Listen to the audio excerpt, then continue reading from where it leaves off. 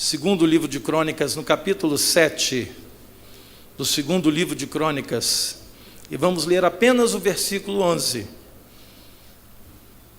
Segundo livro de Crônicas,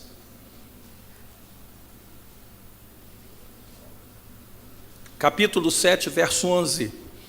A palavra de Deus diz assim: Assim Salomão acabou a casa do Senhor e a casa do rei. Tudo quanto Salomão intentou fazer na casa do Senhor e na sua casa, prosperamente o efetuou.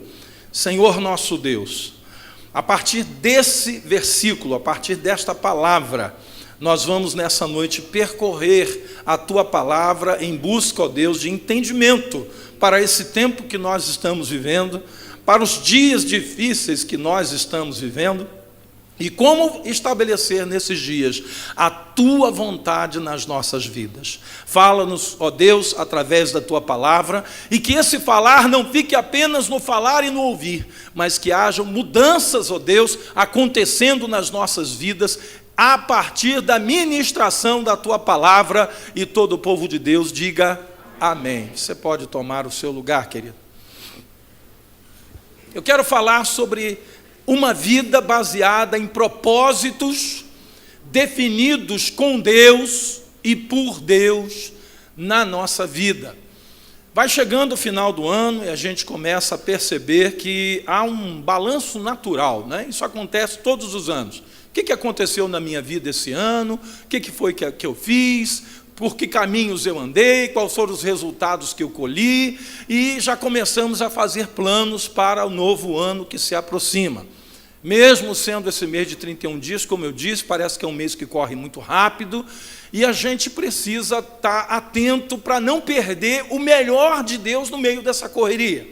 Porque entre Natal, Ano Novo, presentes, confraternizações nas empresas, nas escolas, encerramento do ano letivo, formaturas, tudo acontece nesse final de ano, e que às vezes nessa correria a gente não para ouvir a voz de Deus. Queridos, vemos aqui um fato que é real, aconteceu na vida do rei Salomão, mas que tem a ver com a nossa vida também. Nós temos duas edificações para fazer na nossa vida muito importantes. Salomão, ele teve o discernimento de não fazer uma deixando de fazer a outra. Alguns crentes estão perdendo o melhor de Deus porque não estão discernindo sobre isso. Nós temos a nossa vida física, a nossa vida material, a nossa vida terrena, e temos a nossa vida espiritual. E aqui representado por essas duas casas, a casa do Senhor e a casa do rei. A casa do rei era o palácio de Salomão. A casa do Senhor era o templo que ele estava construindo. E nós temos, queridos, também na nossa vida essas duas áreas para edificar. Mas vemos aqui no texto que ele fez isso bem, nas duas coisas. Só que há um pensamento errado no coração de alguns cristãos, que para edificar uma coisa tem que deixar a outra. Que para fazer alguma coisa na obra de Deus, eu não vou ter muito tempo para a minha vida, para a minha família e para as coisas da minha vida nessa terra. Eu digo que não, queridos. Que a obra de Deus é plena nas nossas vidas, e Deus quer edificar a sua comunhão conosco, que é a nossa casa espiritual, e quer edificar a nossa vida, quando Jesus disse: eu vim para que vocês tenham vida e a tenham em abundância. Só que a prosperidade de Salomão, queridos, ela não aconteceu pela sorte que Salomão teve, ou um grande acaso de Deus na sua vida, não. Isso aconteceu porque existiam outras coisas antes. E aqui eu quero chamar a atenção dos pais sobre isso. Salomão recebeu uma herança de bênção do seu pai. Você vai comigo aí em 1 Reis 2? 1 Reis 2, volte algumas páginas se você está em Crônicas, né? Vá ao primeiro livro de Reis, capítulo 2. O versículo é o versículo de 1 a 4. Primeiro livro de Reis, capítulo 2, versículo de 1 a 4. A palavra de Deus diz assim: aproximando-se os dias da morte de Davi, deu ele ordens a Salomão, seu filho, dizendo: Eu vou pelo caminho de todos os mortais. Coragem, pois, e ser homem. Quando ele disse coragem, pois, e ser homem, ele estava falando sobre a integridade moral, né? A integridade institucional do coração do seu filho. Ou seja, seja um homem de verdade, viva pela verdade, tenha uma palavra só, seja um homem que tenha ética na sua vida. Ele estava falando sobre a casa física, estava falando sobre a casa que a gente tem que realizar a obra na nossa vida como ser humano. Mas logo depois Davi disse o seguinte: guarda os preceitos do Senhor teu Deus, para andares nos seus caminhos, para guardares os seus estatutos e os seus mandamentos e os seus juízos e os seus testemunhos, como está escrito na lei de Moisés. Para quê? Para quê? Que Davi estava fazendo isso? Para quê?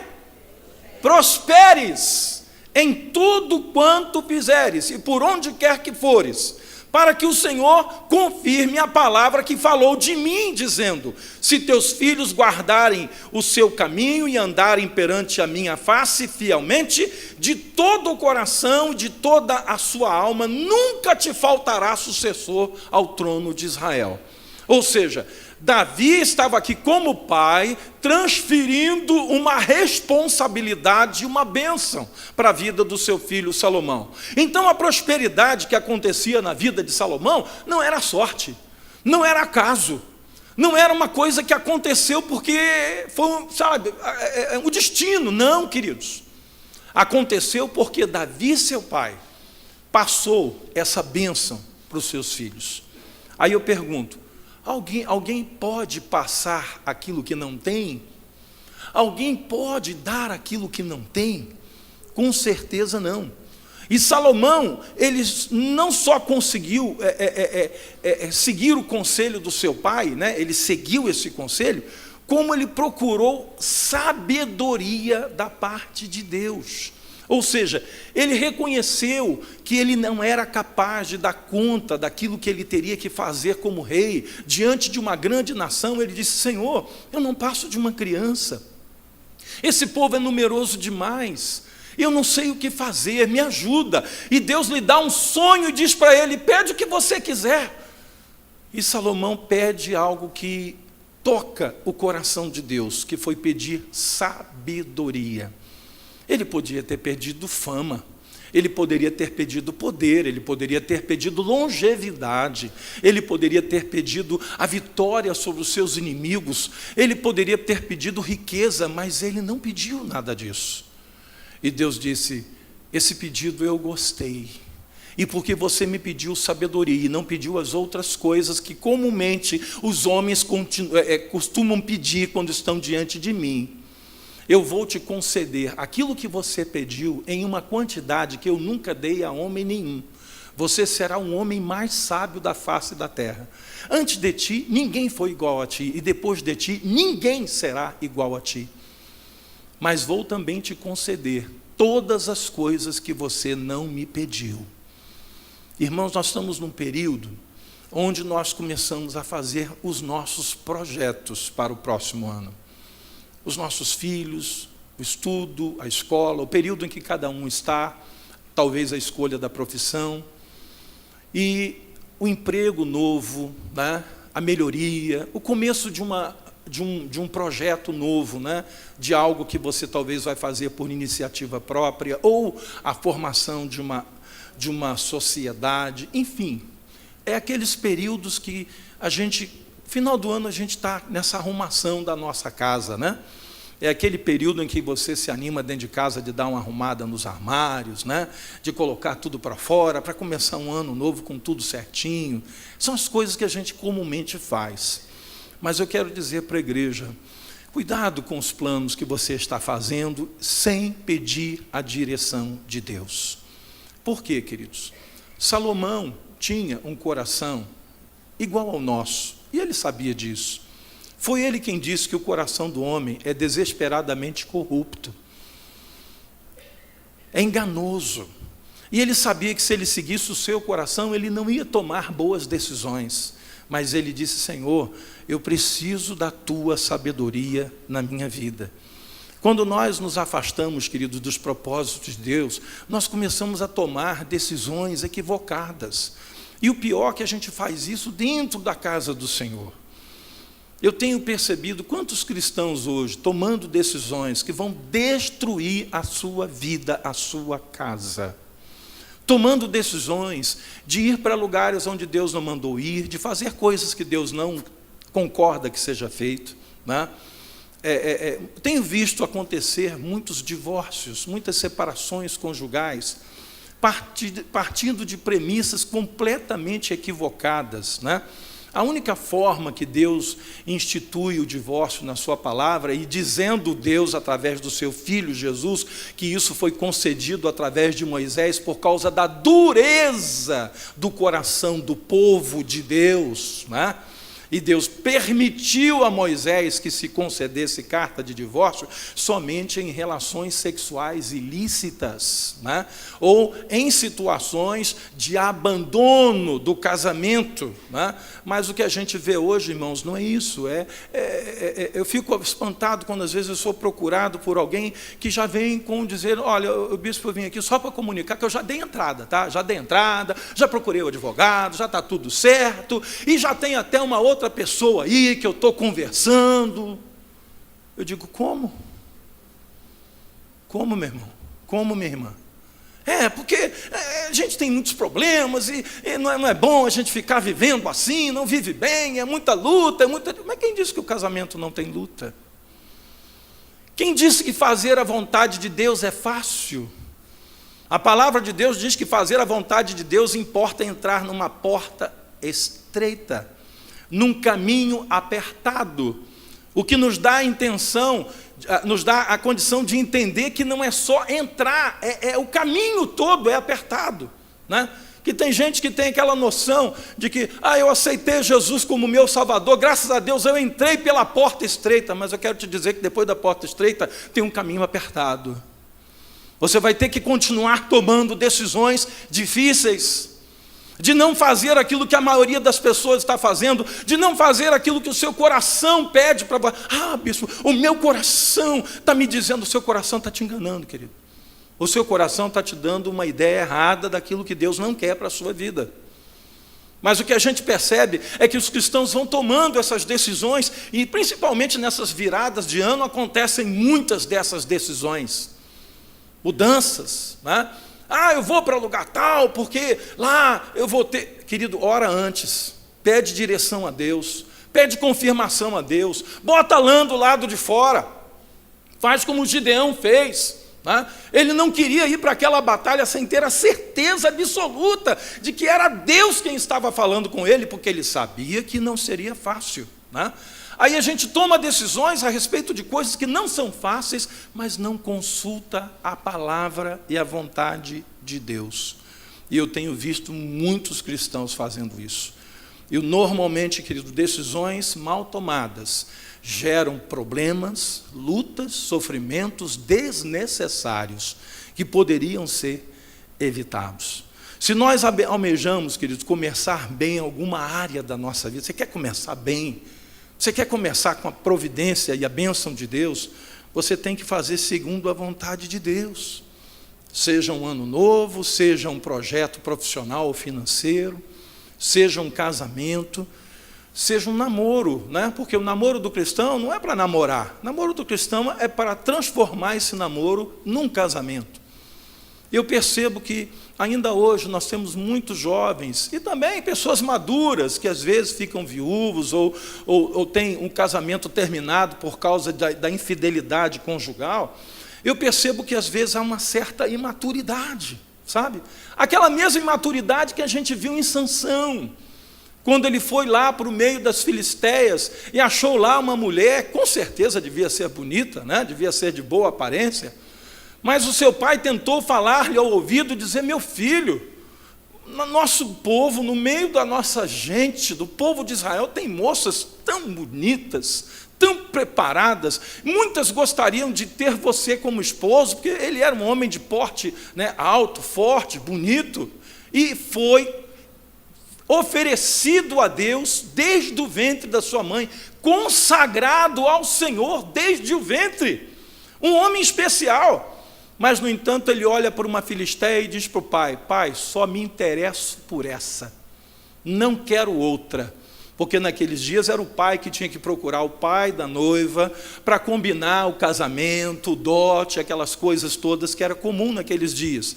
Então, Sansão precisava falar com o pai da sua escolha, né? Só que o pai tenta falar. Os amigos de Sansão tentaram dizer para ele: cara, você vai casar com uma mulher que é de um povo inimigo nosso, né? Um povo que quer nos destruir. E na noite da festa do casamento, a mulher apronta uma com ele.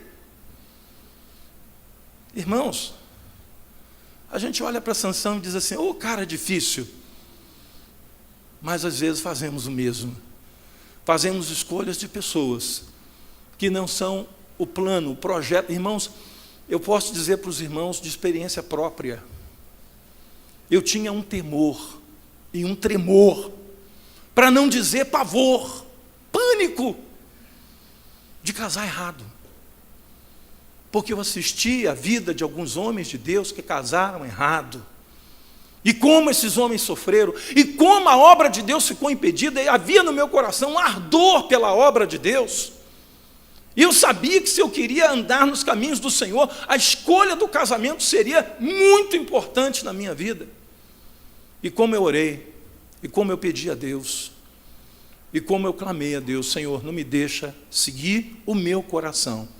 Porque o meu coração é aquela coisa do engano. Já viu, né? Gente apaixonada, né? Não vê defeito, irmãos. Não vê defeito. Não vê defeito. Pode dar conselho, pode falar. Não tem jeito. Ah, como eu gosto. Oh, estou desesperado ou desesperadamente apaixonada. E tal. Irmãos, não podemos agir assim. Vai haver amor? Sim, tem que haver.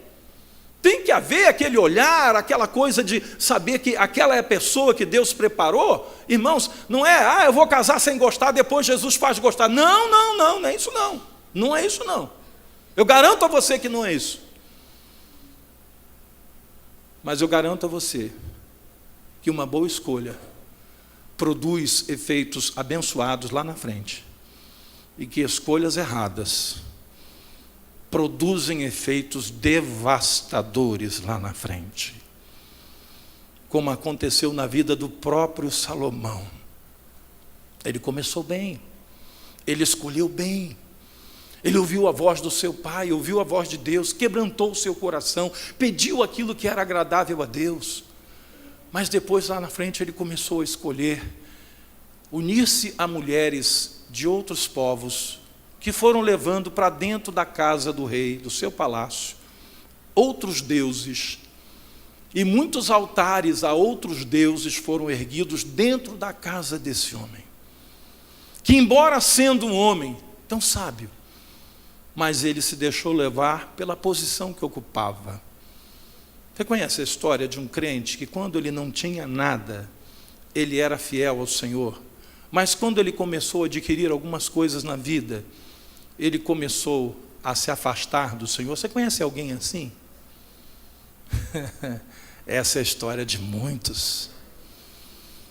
Pois Salomão foi fazendo isso, ao ponto de terminar os seus dias angustiado dentro do seu palácio, porque o que se montou ele não conseguia agora desmontar.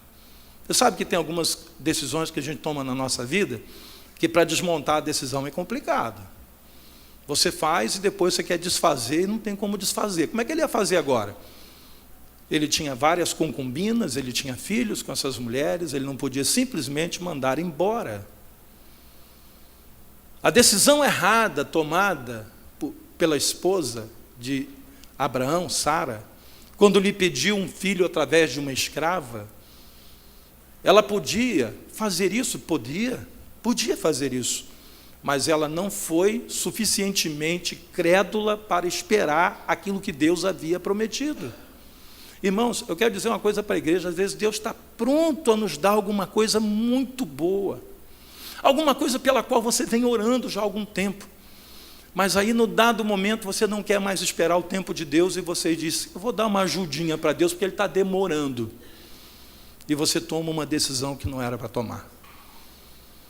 Sara fez isso. Mais tarde ela teve que olhar nos olhos do seu marido e dizer: despede essa mulher e o seu filho. Que dificuldade, irmãos, não significava nada para ela, mas era filho de Abraão. Ismael também era filho de Abraão. Ele amava aquele menino e ele teve que despedir o menino. E o problema está armado até o dia de hoje, porque de Ismael resultaram os ismaelitas, que hoje é o povo árabe, que vive em constante guerra contra o filho de Abraão que nasceu com Sara. Sabe por quê? Porque a Bíblia diz que eles iriam se ferir. Isaque seria ferido por Ismael, Ismael estaria ferindo a Isaque, e é o que acontece até o dia de hoje. Uma decisão tomada lá atrás, sem a direção de Deus. E não adianta, querido, nesses casos você ficar, ansioso ou ansiosa e buscar, alguém que fale, eu preciso de alguém que me diga. Querido, quando Deus não quer falar, Ele não quer falar. Não force. Ore a Deus, porque quando Deus fala, você vai ouvir naturalmente a voz de Deus. Você vai vir talvez à igreja depois de um dia que você orou, clamou a Deus, e na mensagem vai vir uma resposta de Deus para a sua vida. Mas tem gente que quando Deus não responde, ele vai atrás de alguém que fale.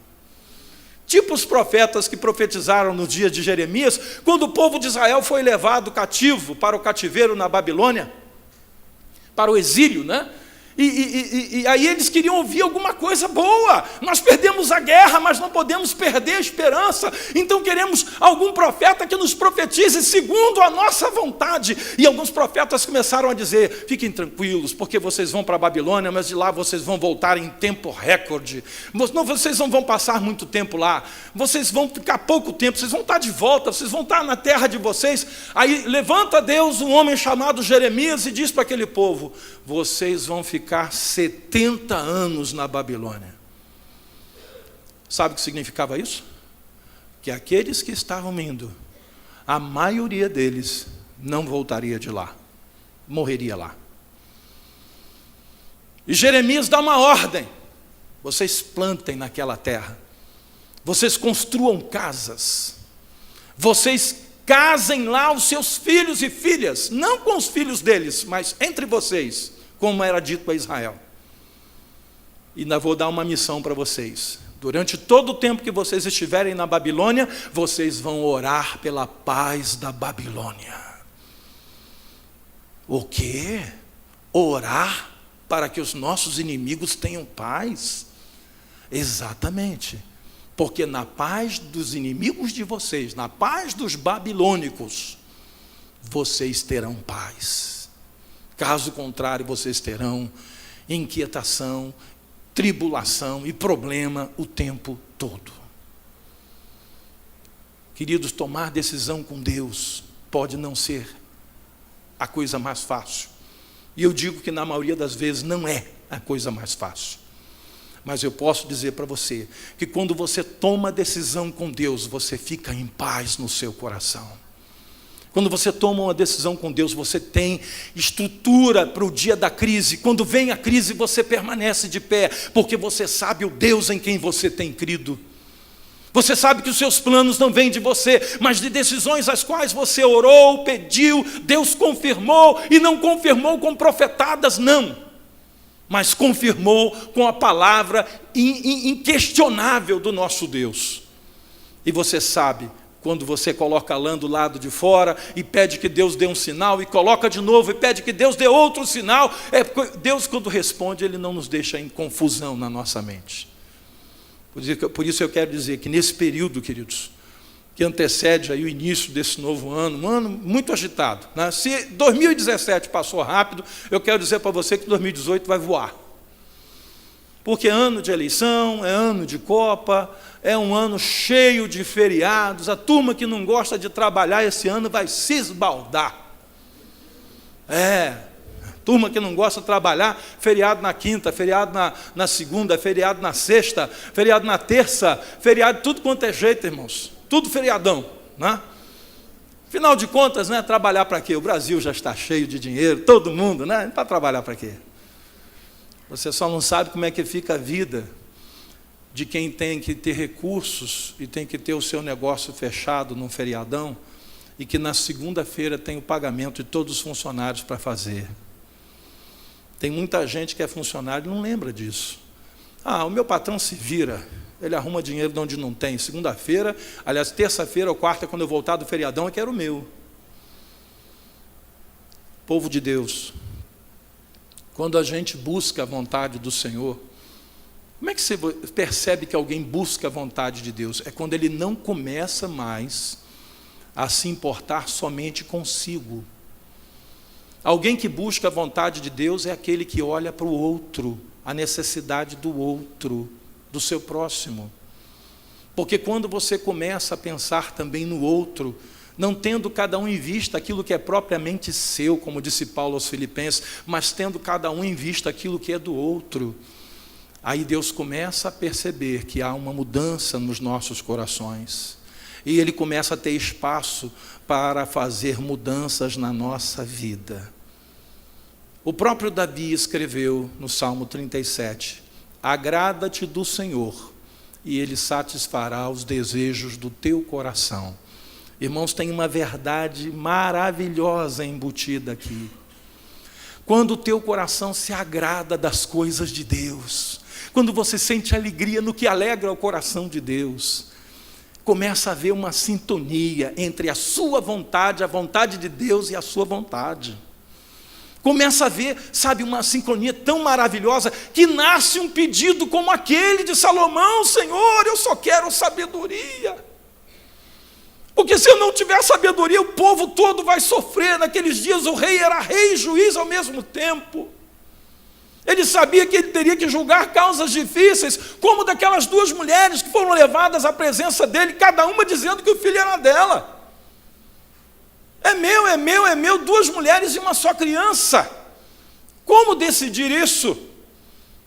Mas a sabedoria que Deus concedeu a Salomão fez com que ele dissesse: traga-me uma espada, dividirei a criança em duas partes e darei a metade a cada uma. Imediatamente a mãe verdadeira brada e disse: não, entrega para ela, não faça isso com a criança.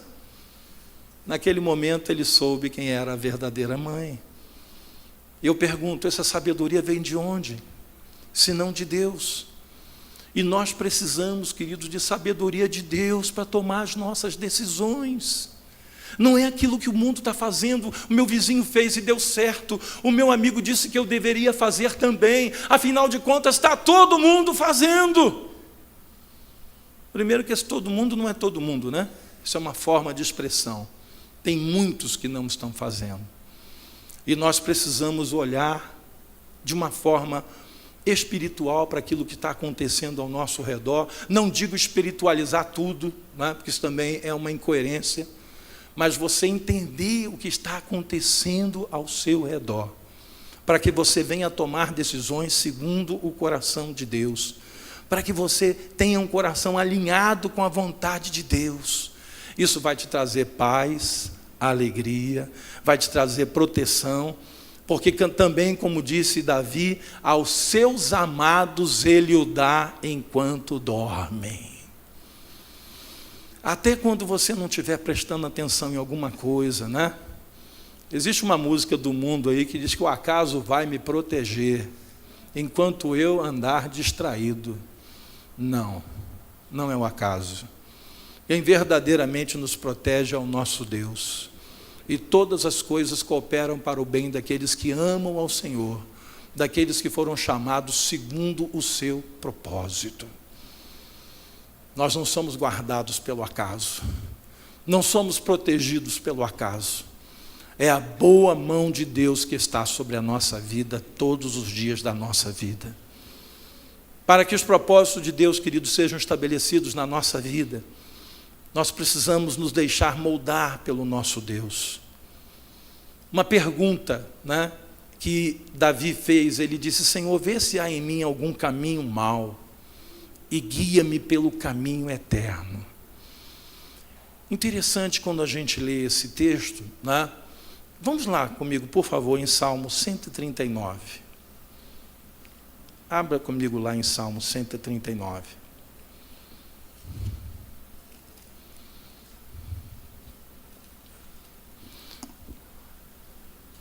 versículo 24.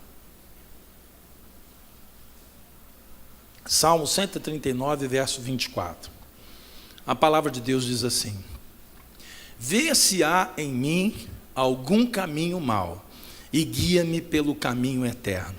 Mas antes, Davi pergunta uma coisa, ele fala uma coisa para Deus, ele diz assim: sonda-me, ó Deus, e conhece o meu coração, prova-me e conhece os meus pensamentos.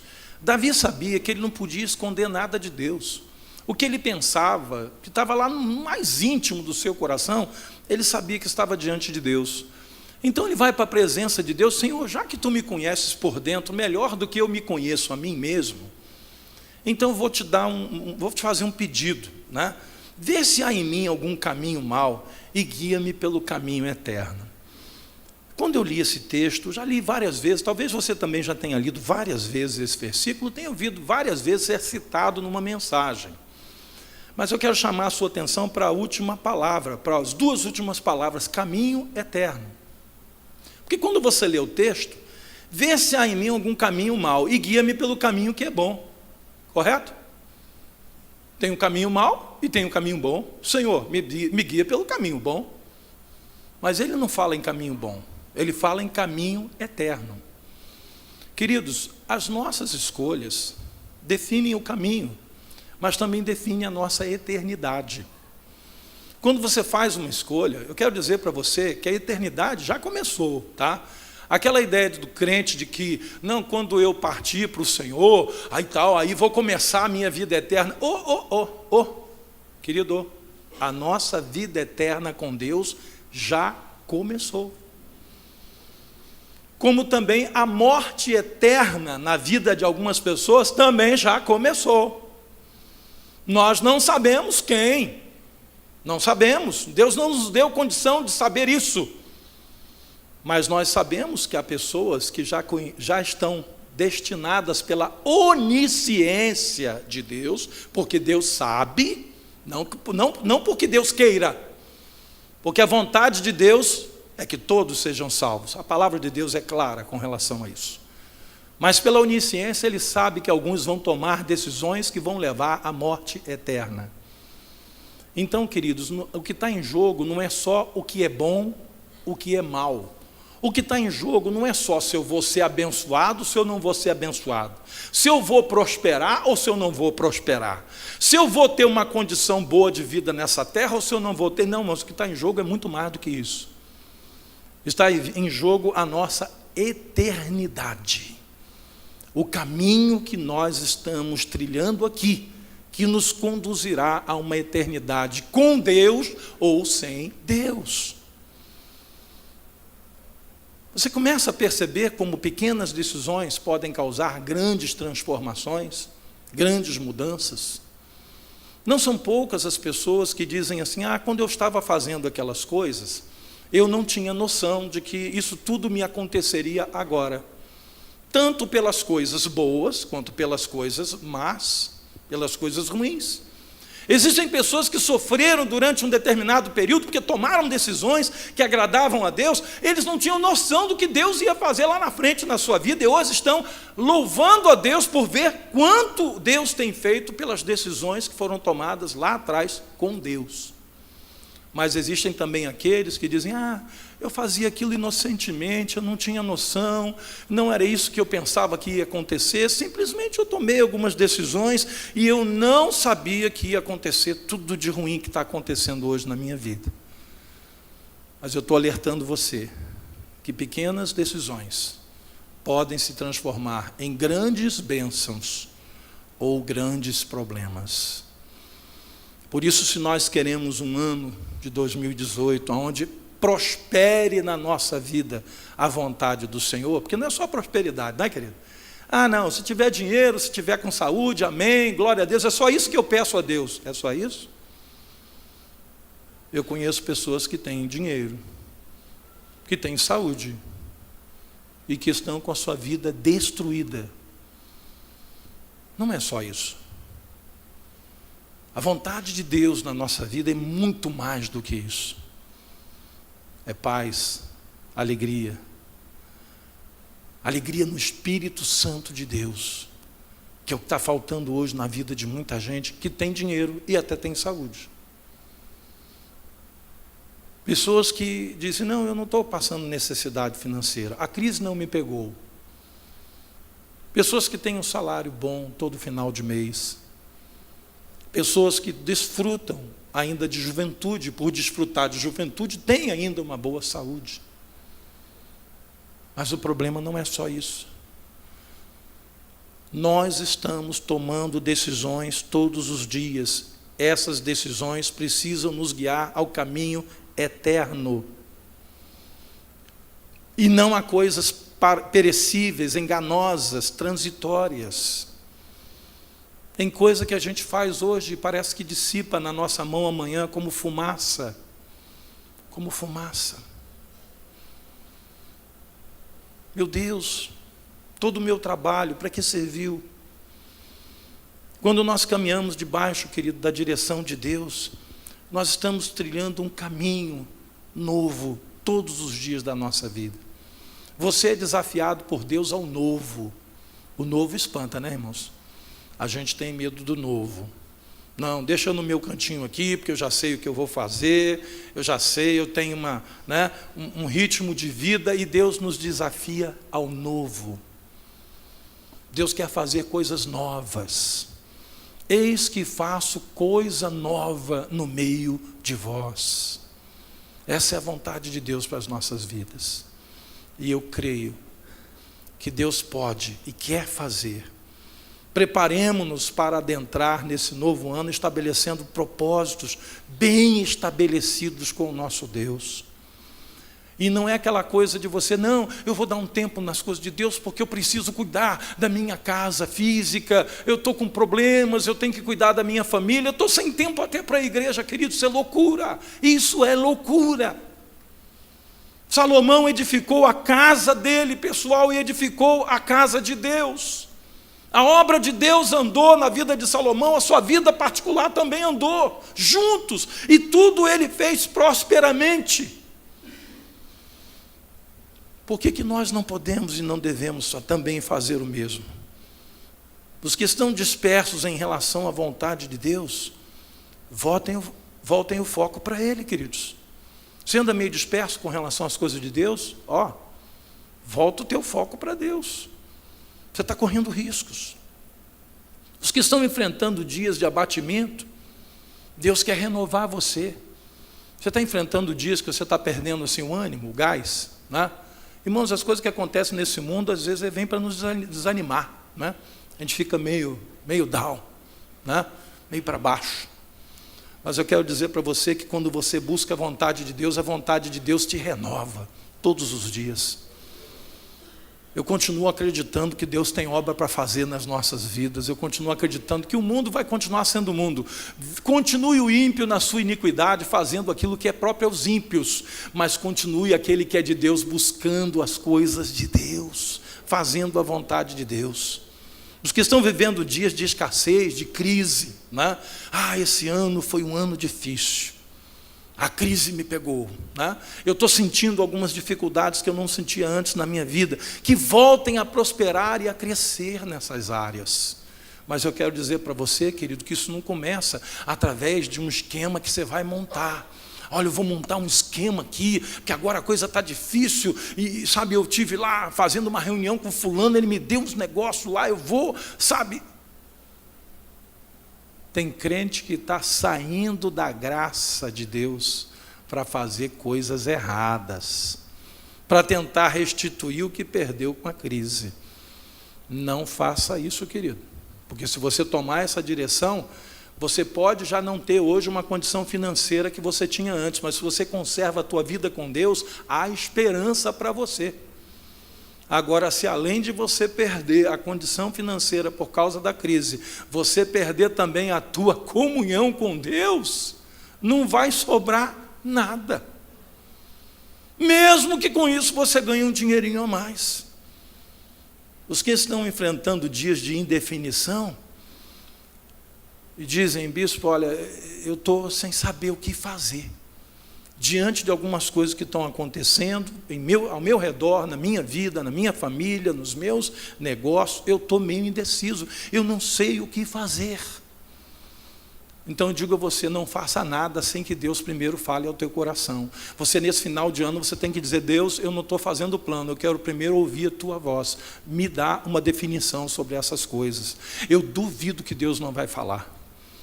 Eu duvido que nessa virada de ano, início de ano, Deus não vai fazer alguma coisa acontecer para você entender o que é a vontade dEle para a sua vida. Sabe por quê? Porque quando nós invocamos a Deus, Ele ouve a nossa voz. Quando nós invocamos a Deus, Ele vem em nosso socorro. Agora, quando você não faz nada, não invoca, não busca, não ora, e vai fazendo o que você quer, do jeito que você quer, e Deus segura aí porque eu já fiz. Não tem jeito, irmãos. Quando eu convido a igreja para irmos à torre orar, é para você colocar essas questões diante do Senhor. Como aconteceu quando eu estava lá dirigindo, irmãos colocaram lá necessidades da família, pessoas que estavam passando por problemas, a gente orou lá na torre juntos. Então esse ato de sair de casa mais cedo, de vir à casa do Senhor e de subir esses degraus, chegar até lá em cima, irmãos, são 7 andares, né? 7 andares subindo escada. Vai ter um dia que vai ter a metade só, porque vai ter um elevador lá atrás, vai levar até a galeria, dali para cima são só 3, né? Mas enquanto isso não acontece, são 7 andares, né? Eu já disse para os irmãos, a metade você vai a pé e a outra metade você vai andando, né? A gente divide em 2 partes. Mas eu digo a você que quando você toma a decisão de dizer: Senhor, eu não quero fazer nada sem a tua voz, sem tu falares comigo, e você vai à torre e ora e diz: Senhor, fala comigo, e você ora junto com os irmãos, querido, você desce de lá fortalecido, porque você sabe, a minha causa agora não é só minha, a minha causa está nas mãos do meu Deus. E quando você persiste em oração: eu teve um dia que eu subi lá, não, tal, 5 meses atrás. Não, querido, vez por outra, volte lá. Volte a investir nessa oração e dizer: Senhor, eu confio em Ti, a minha vida está em Ti, a minha família pertence a Ti. Você acha que Deus vai ouvir tudo isso e vai ficar inerte, calado? Que Deus não vai socorrer aquele que o busca? A palavra de Deus diz que Ele socorre sim aqueles que o buscam. A igreja precisa entender esse valor. E quando você passa a ter isso para você, você tem para os seus filhos, você tem para os seus netos. Você pode passar para o seu filho como Davi passou para Salomão. Você pode dar testemunho daquilo que você mesmo vive e viveu com o Senhor teu Deus. Nada mais forte do que uma palavra de testemunho pessoal. Eu passei por isso. Deus me socorreu e vai socorrer você também. Davi, quando falou com Salomão, disse: eu tenho andado no caminho do Senhor, e Deus me falou que se os meus filhos fizerem o mesmo, vocês vão prosperar em tudo aquilo que vocês fizerem. Então, irmãos, essa é a palavra que é urgente da parte de Deus para as nossas vidas hoje. Cuidado com essa correria de dezembro. Cuidado com aquela coisa de: eu tenho que estar lá, e reunião, e encontro, e confraternização, e vou para o shopping, e presente, e Natal, e ceia, e não sei o quê, e jantar. Irmãos, tudo isso é muito bom. Mas a gente tem que estar ligado para não sair do foco. E o foco não são essas coisas. O foco é a vontade de Deus na nossa vida. Porque vamos enfrentar um ano difícil que vem. Vamos enfrentar um ano ainda mais conturbado. Um ano de muitas ebulições acontecendo no nosso país. Eu não quero aqui ser o profeta da calamidade, mas eu quero ser uma voz de Deus para você tomar boas decisões. Porque essas decisões vão abençoar a sua vida. E é por isso que eu quero orar nessa noite. Orar por pessoas especificamente. Quem está há um tempo se sentindo meio disperso em relação à casa e à obra de Deus na sua vida? Seja sincero diante de Deus: eu me sinto assim, meio disperso. Quem está vivendo uma situação assim, de sentir-se disperso? Eu estou na igreja, mas meu coração está meio disperso. Amém? Eu vou pedir que você fique de pé onde você está. Onde você está? Quem vem enfrentando um espírito de abatimento? Não é que você esteja disperso, mas talvez você esteja sentindo muito abatido. Você continua focado em Deus, mas um abatimento tem vindo sobre a sua vida. Desânimo. Desânimo, às vezes, até para vir à igreja. Eu queria que você ficasse de pé onde você está. Irmãos, nós vamos fazer uma oração por isso. Quem vem sentindo que, nesse ano de 2017, principalmente, a crise entrou dentro da sua casa. Parece que até 2016 a crise estava lá do lado de fora, mas esse ano a crise entrou dentro do seu lar. De alguma forma a crise do país está atingindo a sua família. Eu queria que você ficasse de pé onde você está.